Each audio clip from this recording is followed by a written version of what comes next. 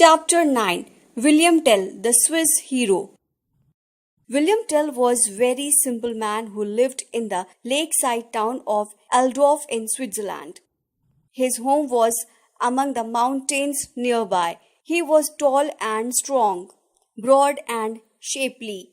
He was a kind and a gentle man. There was a look of bright happiness in his eyes.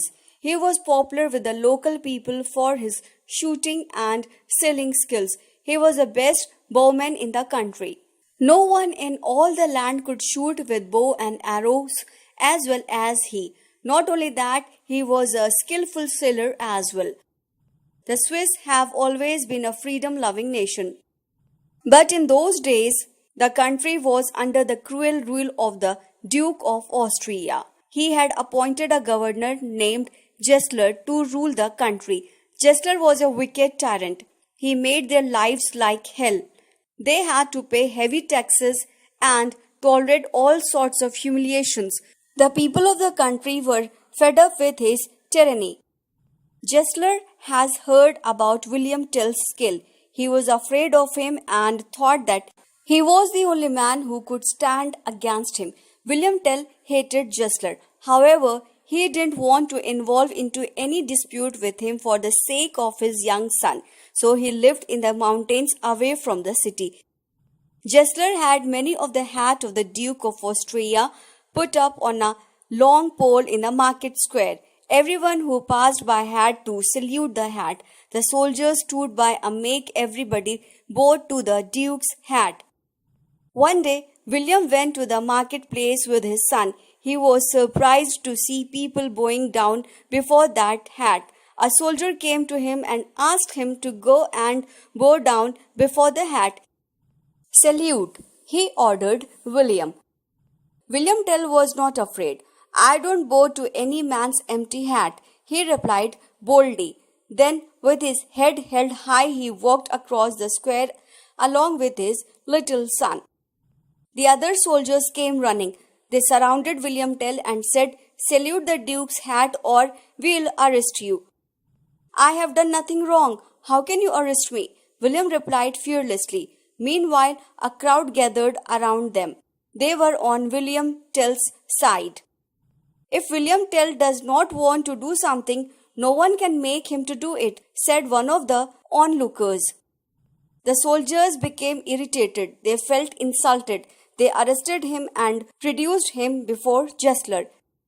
"This man has refused to bow to the hat and was passing proudly by," the soldiers reported, "and he is making others insulted." "That is not true," protested Tell. Gessler was delighted to see Tell arrested. Now he would lock him up for the rest of his life. He will never have an opportunity to lead the people against him. He looked at William arrogantly. However, William stood straight and looked at Gessler without fear. It made Gessler very angry. He wanted Tell to be afraid and beg for mercy. Just then, Tell's young son came forward and took hold of his father's hand. Gessler thought a wicked plan to punish Tell. He caught the boy's arm. "Please do not harm my son. He is innocent," said Tell. I will do not harm to him," said Gessler with a cruel laugh. "If anyone harms him, it will be you." He ordered the soldiers to tie the boy to a tree at some distance. An apple was placed on his head. "I have heard that you are a very skillful bowman. I want to test your skill. If you can cut this apple into 2 pieces from a distance of 200 paces, I will spare your life," Gessler said laughingly.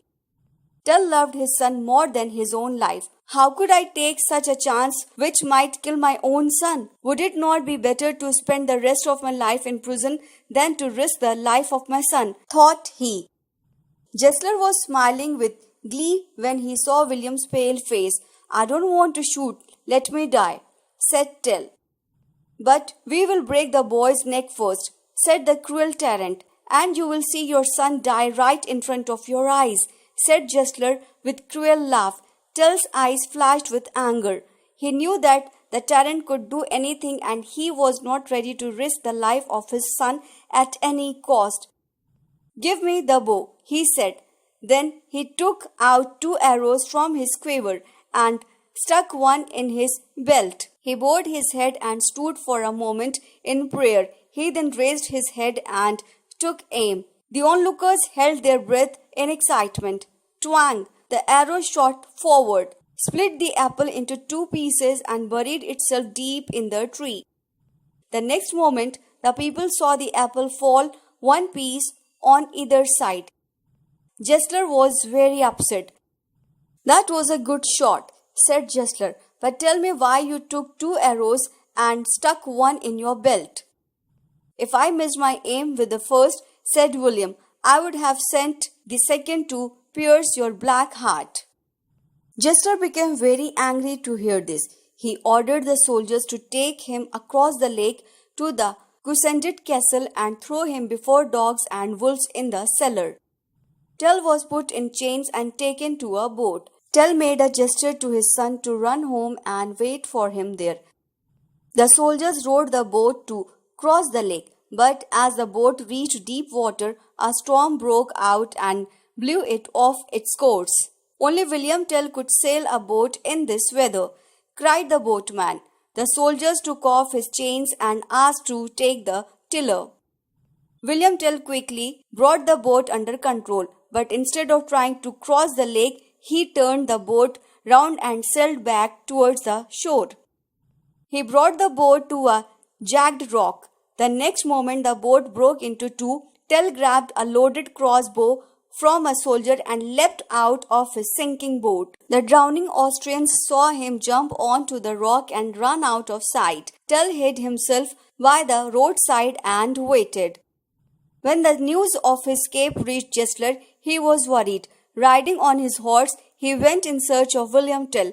After some time, Gessler came that way. Tell, who was waiting for him, bent his bow and let fly the arrow. The arrow struck Gessler in the chest and he dropped down dead from his horse.